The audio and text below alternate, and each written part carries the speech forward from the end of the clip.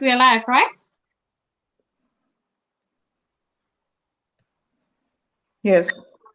All right. I see that we are live. Hi there. Pardon?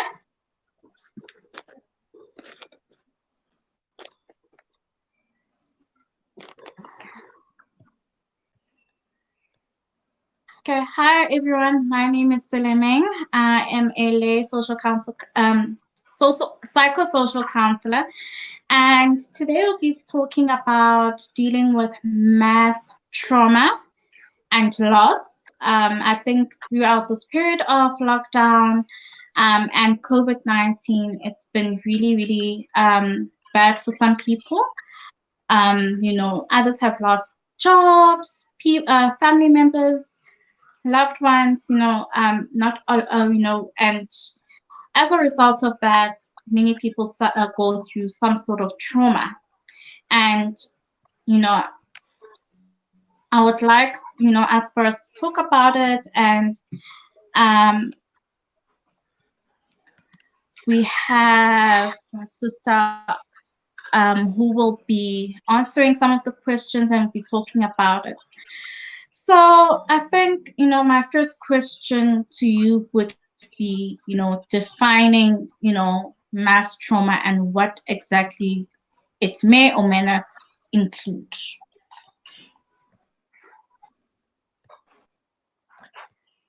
Yes, good afternoon. Good afternoon, sisters and brothers.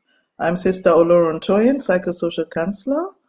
And trauma is basically, could be two things. Could be sometimes we talk of trauma when there is an impact on the body, when a force affects the body and there is an injury, we could talk of a physical trauma. And psychologically, we talk of trauma when there is an event which causes a life-threatening situation.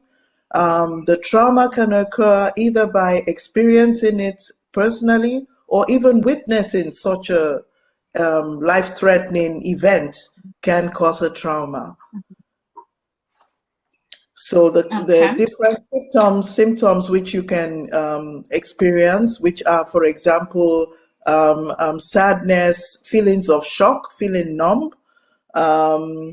It could be flashbacks, if in the case of an event like a car accident, sometimes the memories keep recalling the images of this accident.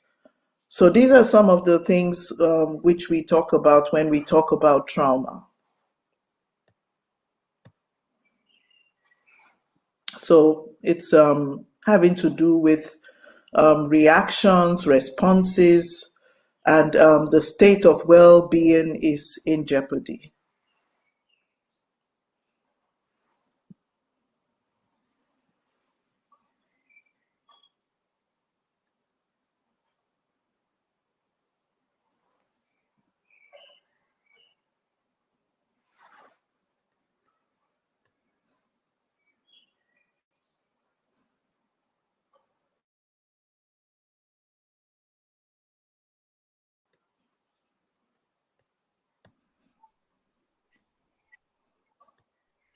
I think we're having some problems. Okay.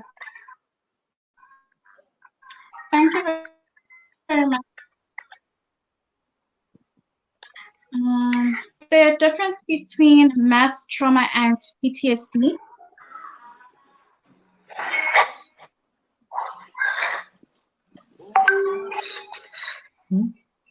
Hi. Well, it seems we're having network problems. Can you hear me? Yes, now I can hear you. Okay.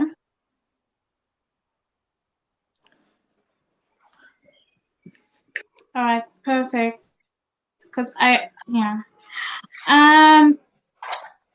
so my second question would then be, is there a difference between mass trauma and PTSD?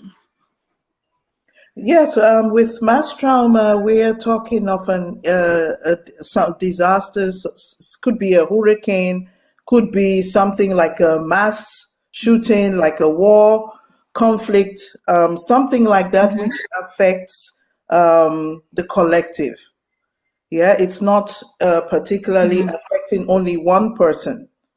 Yeah, it's something which has affected a group of people together collectively. And in the case of PTSD is a disorder which affects, which develops after an individual has experienced a traumatic event.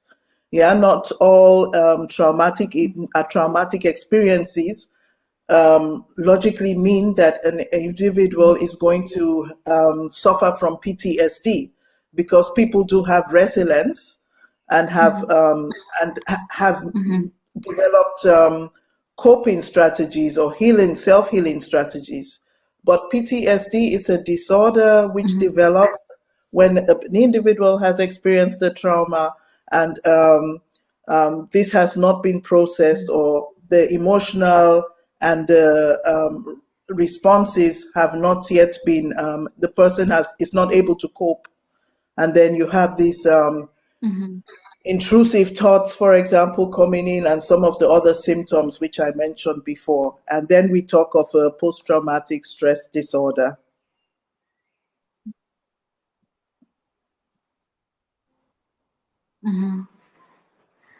And as right now we're going through, this traumatic period of our lives, can post-traumatic stress disorder become something? Can it become post-traumatic stress disorder over time, or what happens during that period?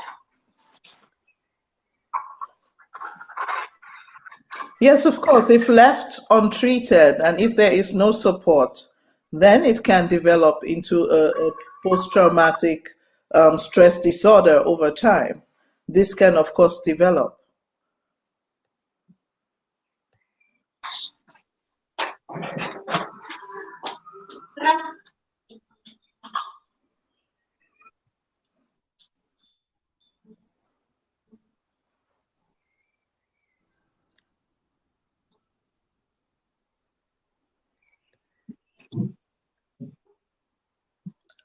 I mean, in situations, for example, you see, like with such events as slavery, they are still talking about of the effects of this traumatic event, being ripped away from your continent, your culture, persistently undergoing systemic racism, is still affecting the people today, and can be said to be post-traumatic.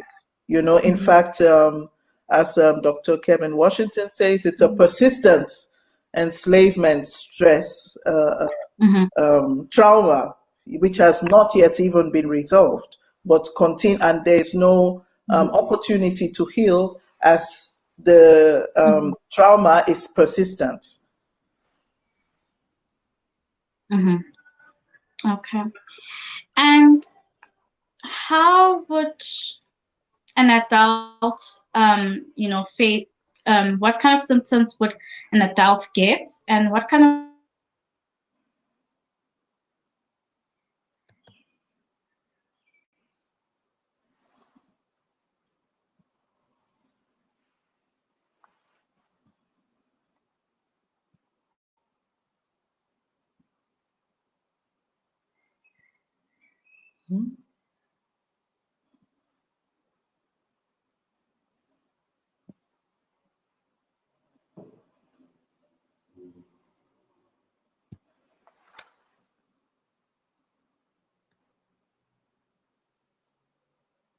I can't hear you.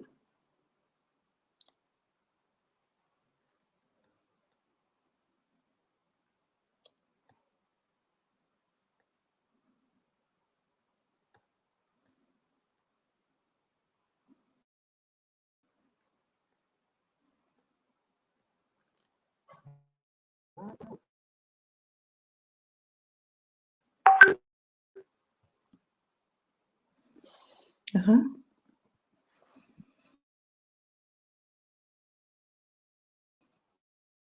there's a, can you hear me?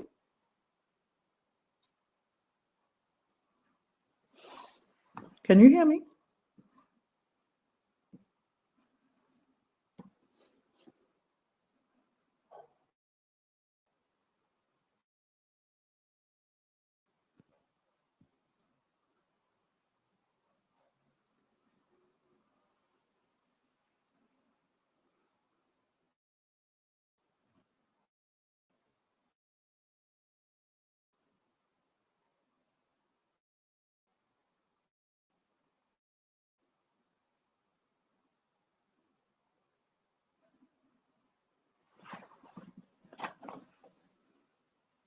There are some strategies which one can try personally. Rest, taking the time to heal, talking with loved ones and those who are close to you. And if these strategies are not helping and the symptoms persist, then it is important to seek professional help. Now, in places where you can't get professional help, or people don't have resources because of everything that's been happening, what are some of the things that you can advise people to do?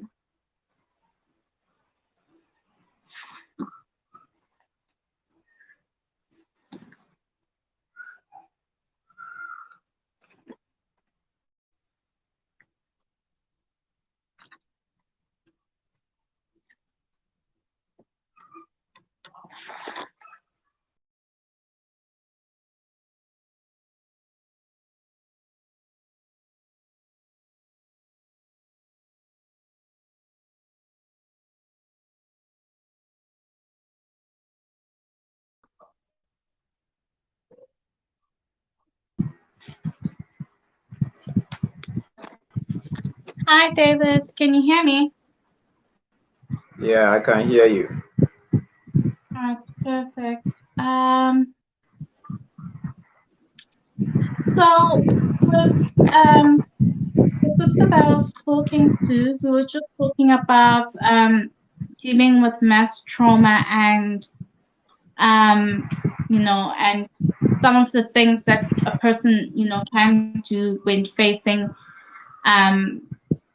trauma, and what kind of things they can do.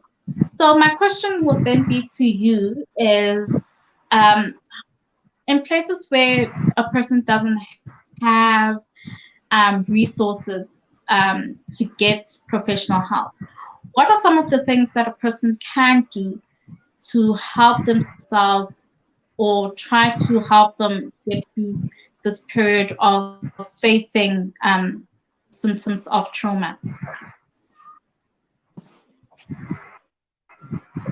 Okay. Thank you very much, and good afternoon, good evening, good night, wherever you find yourself around the globe. Yes, I'm David Nabware. I'm a mental health officer by profession and also studying specializing in psychiatry at the University of Cape Coast, Ghana. Yes, I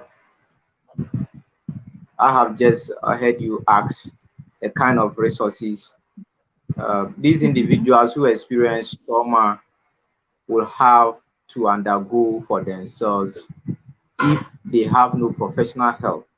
So the question I then ask is that the person who is involved in this particular traumatic situation, has he been taken through some issues on how to manage trauma? That is the first question. So our advocacy at this point in time is to ensure that we engage community members on how to handle traumatic situations from moment to moment, because we don't know when and how they're going to experience some of these traumatic situations. So for me, I have over the period gotten into communities where we have to look out for stakeholders, community volunteers, to train them on how to handle some of these psychological stresses or trauma in their community. So where there are no professional hands, the community leaders or stakeholders step in. How do they step in? That is why there is this collaboration between organizations and the community members from time to time on how to handle issues of such. So should there be flooding in your locality and probably you have loose property and also humans, how are you going to cope? How are you going to manage, especially those who are surviving? Yes, that is why in our country, mental health practitioners are trained and they are sent to various parts of hard to reach areas. And we cannot even find ourselves in all the communities which are hit hard in this situation. So what do? All that we do is that every year we hold programs and we build the capacities of these community members. If you are hit by flood, these are the things you do. Those who are surviving, those who are actually in need of immediate support, what do? It is the community members that come in. Don't forget, every culture has its own way of handling trauma. So before you get in there, you must be able to listen to them to know how they handle traumatic situations on their own before you bring in the professional help. Because in our community, where I come from, where I work, persons live communally. That means that this nuclear way is not all that, should I say, sin. So when someone is in a problem or some people are in a difficulty, those who can help rush in there to support. So where there are no resources, all that I recommend is that the community members who are not suffering from any of the situations should step in and help. How do they help now is the issue. If the person needs psychological support or probably removing the person from the scene of the incident, they must go in there and help. So we cannot go in much about the technicalities, but all that I can say is that what can you do then to support somebody who is in difficulty? It's about you ensuring that the person is safe. It's you ensuring that you talk to the person, it will be okay. It's you ensuring that you also get yourself involved in salvaging the people from this situation. So where there are no resources, the only thing we can do is that we take the people from the traumatic incident and ensure that where we supposed to seek for support and help, we'll be able to take them out there for. But at times we can also provide psychological first aid, of which some community members are taking care of, whereby we train them from time to time to be able to step in to provide this psychological support in terms of this traumatic, because there was an instances where flooding happened. This community lose their animals, their buildings, and some persons died. Those who were still in the scene, those who can help, they provided outboard boats. Those who could also carry some of the young children have to go in there, carry them, and take them off the scene to be able to be safe. So this is all that I think they can do for now. And where you can support in terms of food, you must be able to do that. In terms of health, if you can do that, I know they'll be limited in resources. Take them off the scene and ensure that they get best safety of its kind, so that the appropriate measures will be taken for us to provide. If it's professional support, we can come in and support. Thank you. Okay. And do you think things like self-help tips such as writing, journaling, would you say it works? Please, can you come in again? Okay. So I was asking, in terms of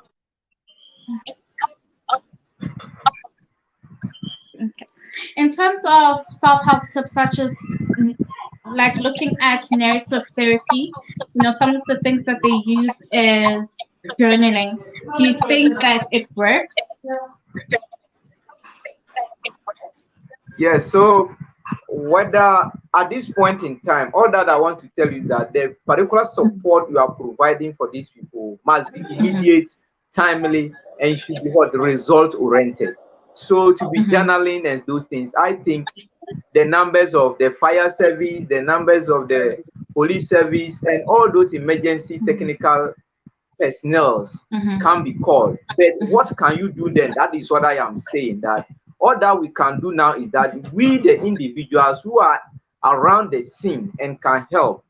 Let's say there is an accident of mass casualty.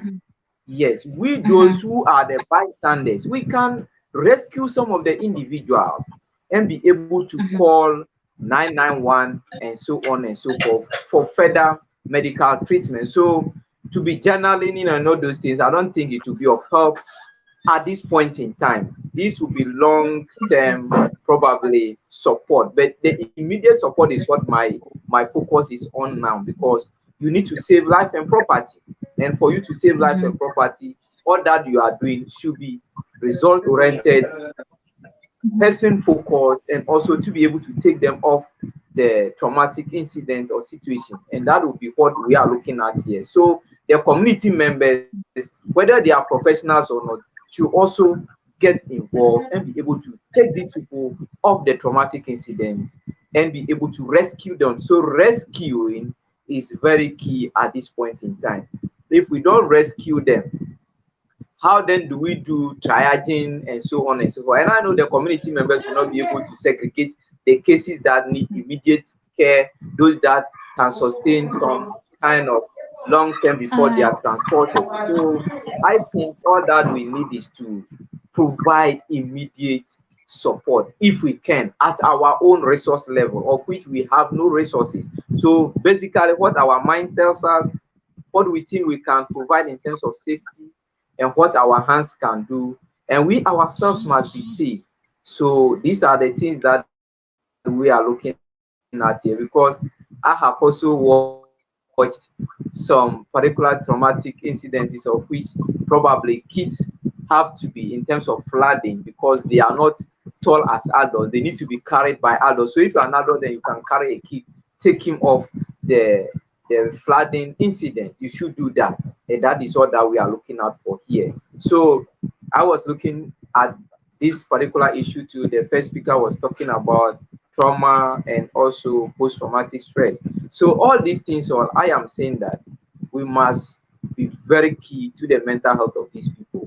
Their mental health is somehow getting compromised, and we must look out for how we can provide this immediate safety to ensuring that they get the best mental health support that they can. That is why we are always talking about psychological first aid, the immediate and timely support we can provide for these very victims of this trauma that we're talking about.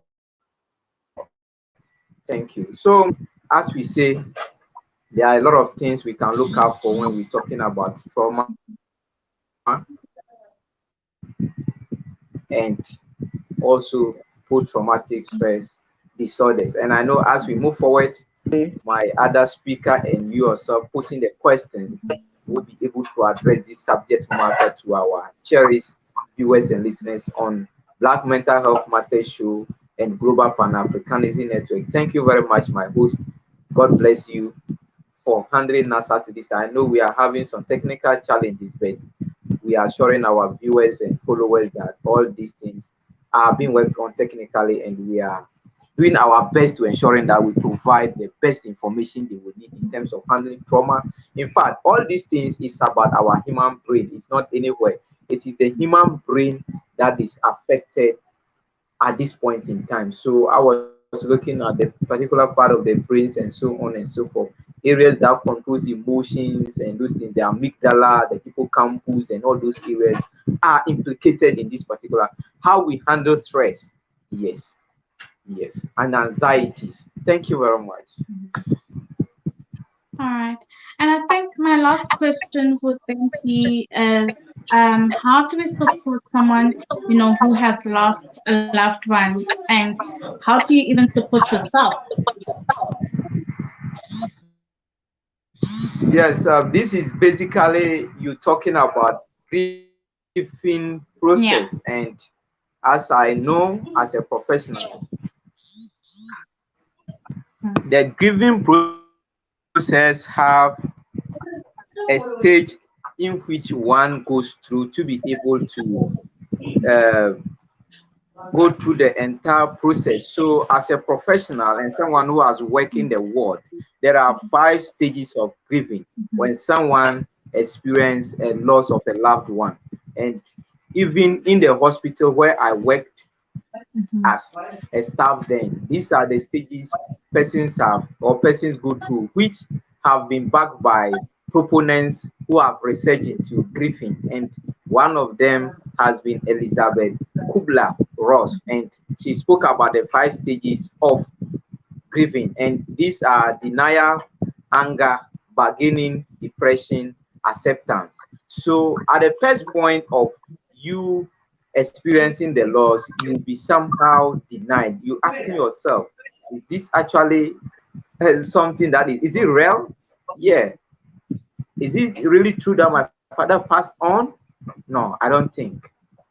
So when you move from that stage, you begin to grow some kind of intolerant, should I say, view about the situation. So you begin to become somehow angry that I think something might be happening. So what is that? Yes. So from there you try to bargain the situation. I think something is actually, this could be true. It is true that my father actually passed on. Yes. Or it's true that this trauma actually happened.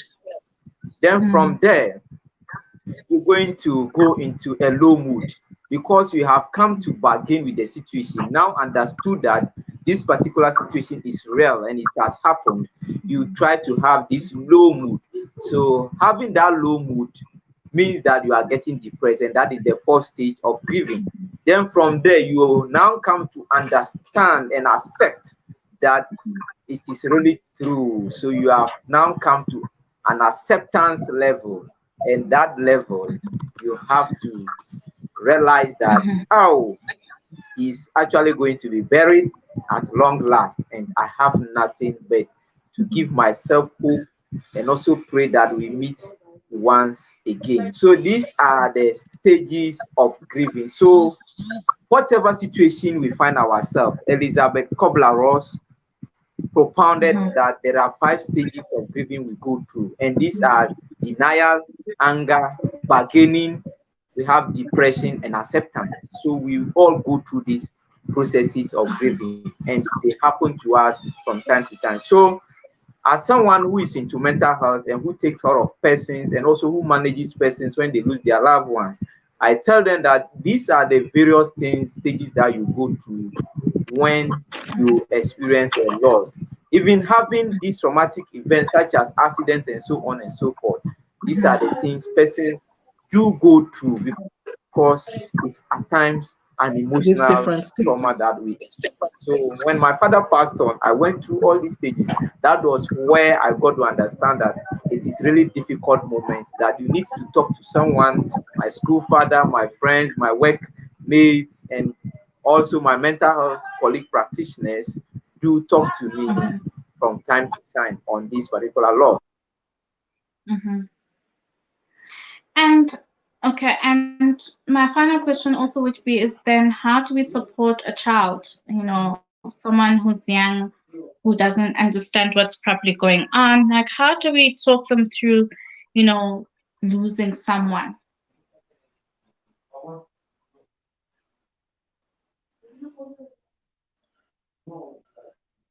Can you come again, please? For adults, in that I think the very first important thing is Okay, that okay. the clients or the patients are accepted and told that they will, and when there is such an event, people blame themselves and feel that the emotions they are feeling are wrong. So in the case of a child, it is important to offer a place of safety, to acknowledge that the way this child is feeling, that all these emotions, all the sadness, all the anger are totally normal reactions to the event which has occurred. Offering the child a space to also express these emotions is so important. Having now, children may not know how to articulate such what they are going through, but it's so important to have a community or a family or a trusted person who is there, and allowing the child to grieve at its own pace is very important. Then looking at later one can look at some techniques which one can use to relieve the stress, be used to relieve stress, getting to know what, and also involving in the healing process. What is it you need right now? What would you like? What will help you feel better? Some of the things that are very important. I think there is nothing bigger than knowing there is a community there. There are people there who are right there by your side, and are part of a group, and people care. So this showing genuine care is very, very important. Yeah, recognizing that the child can recognize and realize she or she is cared for is very important and extremely resilient. So, of course, educating in the processes, just as Brother Nabuare has done, educating on the processes of grief, so that the child is secure or the adult is secure and realizes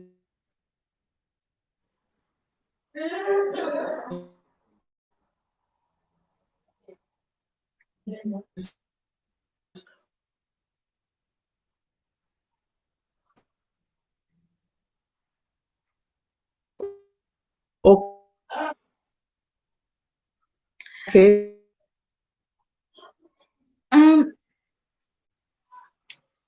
I think your network is a bit cutting. It's cutting you off. We can't hear you.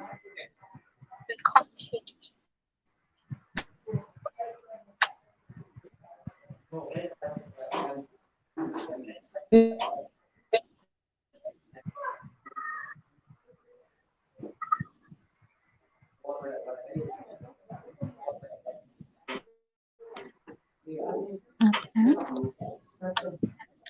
All right. David, is there anything else you'd like to add to what Sister mentioned? Yes, so for or to the information or for the benefit of our viewers, this particular topic we're talking about, mass trauma or loss, no one is immune to these particular situations and circumstances. We are all prone to getting them, or family members getting them from time to time. So it is very necessary that we prepare ourselves towards this particular unforeseen situation. So if you experience a situation of such that we're talking about now, moving forward,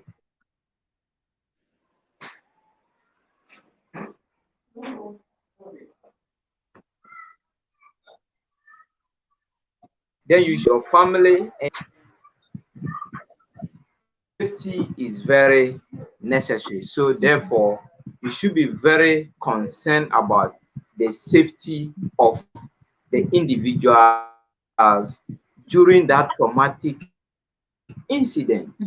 And also, we must know that the ramifications, the effects of these traumas have long-term effects on us in terms of the way we're going to manage our loss, in terms of the way we are going to grieve, in terms of the way we are going to cope mentally.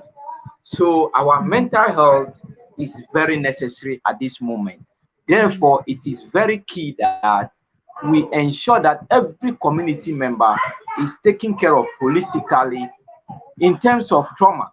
So if people are involved, or when people are involved in these particular traumatic incidences, terrorism, tsunamis, flooding, mass road traffic accidents, we must get into the situation and provide immediate or timely interventions to save life and property.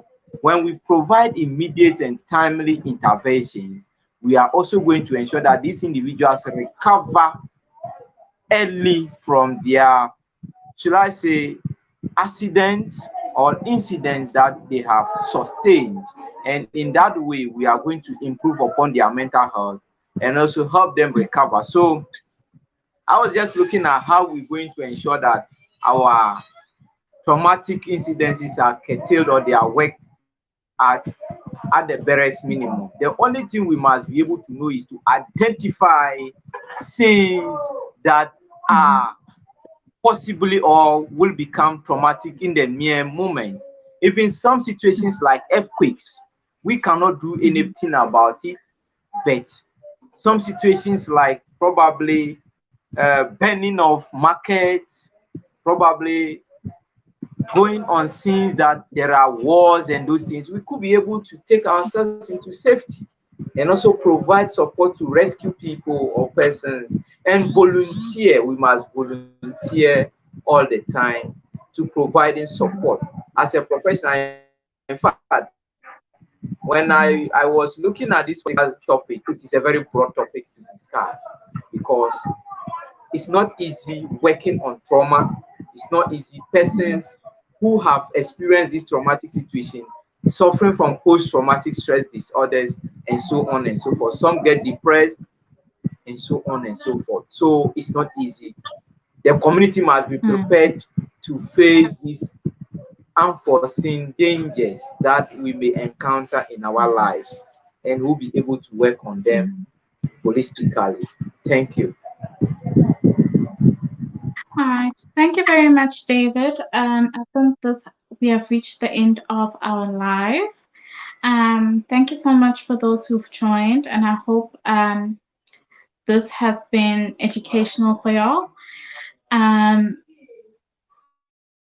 I think also it's also very, very relevant to what's happening to today, you know, losing someone or something, you know, because during this time of COVID, not only we lost, you know, family members, but we've, you know, there are people that have lost jobs, that have lost